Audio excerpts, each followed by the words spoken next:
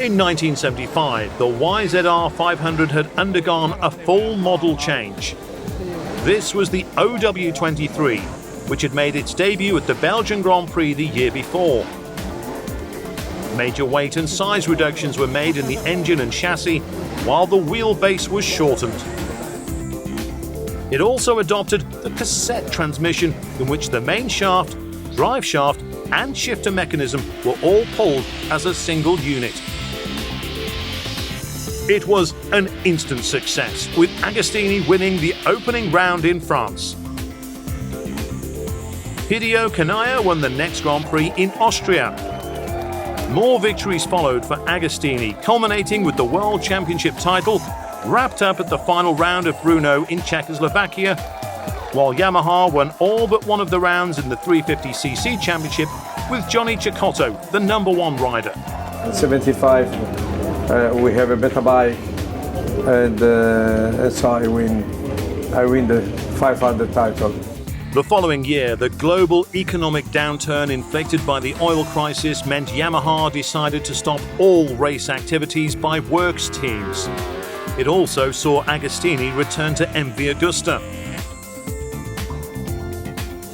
The Yamaha success story didn't stop though, with the introduction of the C model of the TZ range. For the first time, the chassis featured an adjustable Monoshock rear end, while front and back hydraulic disc brakes replaced the previous drums. At £1,500, the 250cc model made racing more affordable. On the racetrack, Johnny Cecotto ended the 500 campaign as runner-up, but the only Yamaha victory in the class would come at the TT. Tom Herron on a modified version of the TZ350. He also won the 250 race in the Isle of Man, while Chas Mortimer came out on top in the 350. Yamaha returned to Grand Prix racing a year later, with restructured works teams featuring Johnny Cecotto and Steve Baker, who was no stranger to the brand. When Yamaha in 1975 came out with the Monoshock model, of which I was lucky enough to get one, I remember I was at Yamaha Canada and we opened the crate up. Bob knew there was something nice coming for me, and I still remember seeing the Monoshock and how trick that thing was, and it had the 3 pipes down below and the handmade pipes and stuff on it, and I went, can't wait to ride this one. And it made all the difference in the world.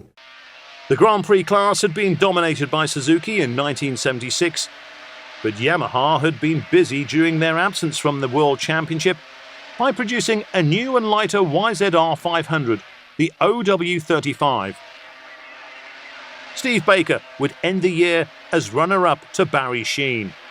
You know, riding the 500s, I was riding 750s and 500s in the same year, and it seemed like I could cope with the 750 easier than I coped with the 500.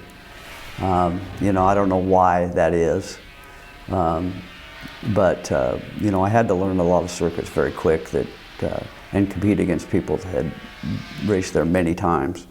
So, you know, I had to step up my game a little bit, you know, and you know, on the 500 particularly, I you know, probably pushed the envelope too much a few times, and so I ended up hitting the ground a few times. But the 750 was, I